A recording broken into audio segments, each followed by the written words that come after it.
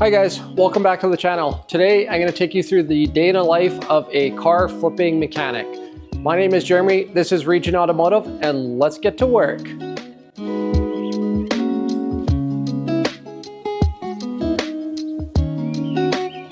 So it is about 10 in the morning. I had a few errands I had to run before I got to the shop here. So I'm at the shop starting my day fresh. I have two vehicles I want to fix today. Before we start though, shop is in a bit of a disarray here. We actually got a new door put in, which is awesome. So we expanded, the old door originally looked like that. So we expanded the new door by a foot.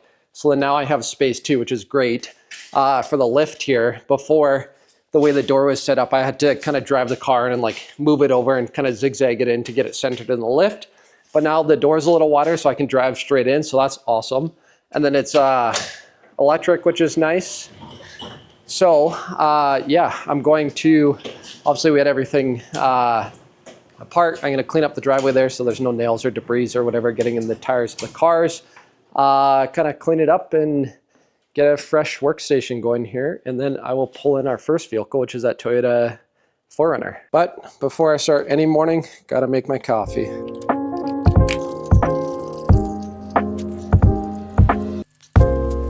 You guys like my glasses? Me neither. This vehicle, this Toyota actually is my mom's vehicle. So wearing her glasses, left my glasses in my car, which she has. First thing, or the two things that we're doing on this 4Runner is a transmission flush. They said they had a bit of a kind of harsh shift. I personally did not feel it coming out here. I took it for a good 30-40 minute drive. So we're going to flush the transmission fluid. I think they'll take care of any harsh shifting concerns they have. And then she has the summer tires in the back. So we're just going to switch those over. And you know when they say it's the small things in life, they are not kidding. Like just the ability to be able to drive straight in onto this lift without having to worry to hit my mirrors on the doors. Like before, I'd be so close to the door. But the ability to drive straight in onto the lift is quite the luxury. So we are under the car, and you guys know how I feel about vehicles without dipsticks. Hate them. At least this has a drain plug and a fill plug because it's I think it's a 2013 or 2014 model or something. So at least we got a drain and fill plug, you know. I'll take what I can get. And then I was gonna say, it's kind of funny, kind of ironic working on Toyotas, or not ironic. You know, this is a 2013 4Runner with 277,000 K I sell on the way up here, so this many miles. And all we're doing is just a service and changing the tires. Like, this is why Toyotas are so good. This thing has almost 300,000 K in it. Even after, like, looking at the undercarriage, I always say to people too, I really like Toyotas because it's not just the engine and transmission that lasts, it's the whole vehicle. Like, I guess these control arms have been replaced, but the CV boots are still good. You know, there's not a single leak on the transmission, engine, transfer case. Everything works. There's like, you know, the frame's not all rusted out. I double checked the U-joints just to make sure that wasn't that clunk they're feeling. Those are all good. Like, Toyotas are well-built vehicles, especially these 4Runners. So anyway, removing drain plug first. That was loud. Is that the pot ringing or is that my ears?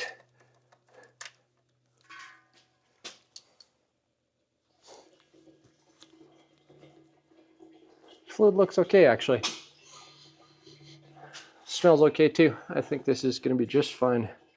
On the plus side, that pan, like you can see that magnet there, there's like hardly any material stuck to that. That's like, again, amazing Toyota engineering. There's like no clutch material on the bottom of that pan. That is crazy for the mileage, and the fluid has probably never been changed on this thing. Wow. One more thing that I do like as well is when the transmission filters is held on with the screw so it doesn't fall down when you take the pan off. And then also when you put the new filter on, you can torque it up and then you know it's properly seated in the seal. It wouldn't be dropping the transmission pan without making a darn mess, that's for sure. I was just about to complain how I don't like that rubber gasket versus like the cork, or the best one I've had or I've used is the ones with like the vertical or the line support or whatever. But maybe this is why they use rubber gaskets. So originally I was going to use a zip tie trick and line up the pan bolts, But then I tried putting a couple bolts in, and the rubber gasket's so tight it actually holds them in place. So I'm going to cut the zip ties, and I'll be able to line up all the bolts and just line up the pan, zip it on with the gun, torque it up. Done. So maybe I've been missing something with these rubber gaskets. Okay, so we got this baby all filled up. Took about I put 6 quarts of fluid in. And now the procedure is AT oil temp, so automatic oil temperature. Needs to be, this is one of those dynamic fills, so it needs to be at 104 degrees Fahrenheit, which is 40 degrees Celsius. I'm within spec. To do that, I just let it warm up, really not that long, 5 minutes or something. Just cycle the gears here to get the fluid circulated and nice and warm. So now we are back under the vehicle, and it's running, and the transmission is up to temp. So like I said, this is one of those dynamic fills where you have to take this secondary drain plug off while it's running. And we're just gonna wait for the fluid to start dribbling, and then once it starts dribbling, I'll put the plug back on. And this is a good time actually for me to check if we have any leaks or anything coming from our plugs and our pan. So yeah, it looks like I put way too much fluid in, but that's fine. Clean out some of the old fluid, flush it out. Anytime now. Getting close there. So once that was very close. Right about there, I would say. All right, like I mentioned, it's not a transmission service unless you make a big goddamn mess everywhere. Yeah, my stepdad, I was telling him when he told me about his concern with the transmission, I told him that I figured a flush would fix it. And he asked how you do that, and I told him about the dynamic fill procedure, and he was hesitant about doing it at home on the ground. He's not a mechanic, and I don't blame him. That actually took me longer than expected, and it was kind of finicky with the different plugs and the fill plug there, and then obviously the mess that it made. So yeah, anyway, it's good that we saved it for me to do it at the shop. And then one hack is this fluid I'm about to show you, Valvoline Multi-Life ATF. This stuff is great. You get it at Walmart. Comes in a 5-liter jug. It's like $50 for a 5-liter jug, which is like the same price as any generic fluid you get, but it's super high quality fluid, and it meets like so many specs like GM, BMW. I'm going to use it for my Nissan Infiniti, the Manic S, I believe it is, Subaru CVT, Toyota WS was this spec, and then it's even ZF Lifeguard 8. So I'm going to use it to flush the trans of my Range Rover as well. So there's a little hack for you guys if you're doing your own transmission flushes. One job done. Time for an afternoon coffee break. So next up, we're changing over the tires. Luckily, this doesn't have the stupid wheel lock, so I hate dealing with those. So this will be pretty easy work with the electric impact. There's a look at our new door beside the old door again for comparison. You can see how much wider and taller it is, but that's all at the shop today.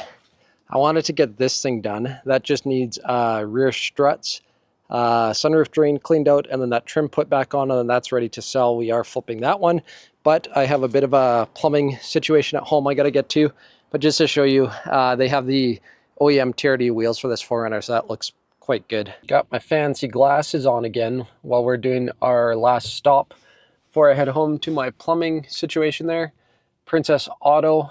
For those of you that don't know, I always say it's like the Canadian Harbor Freight. I always go there to get tools. They actually have like pretty decent quality tools for like good price. So they have tools supplied, nuts, bolts, fluids, whatever, like whatever industrial stuff you need. So anyway, I'm going to go have fun and kind of poke around the aisles there, see what I see, and I'll show you our haul once we get back. All right, guys. As you can see, we're no longer working on cars. We are now dealing with our plumbing situation I said at the shop. And this was my my find at Princess Auto. I got this snake. So our kitchen drain is not draining. So this has stopped my work at the shop to come home to hopefully fix pipes instead of fixing cars. So wish me luck. Hopefully this quick little trick can unclog it before we have to call a plumber.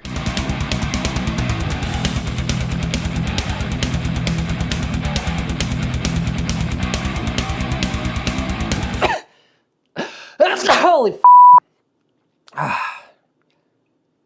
Whew. Not only can this guy fix cars, he can snake plumbing too. thankfully that worked and we didn't have to call a plumber. And my stepdad came over who has more experience with plumbing, and we made a plan to put a trap in the basement so we can access it better next time and prevent this problem.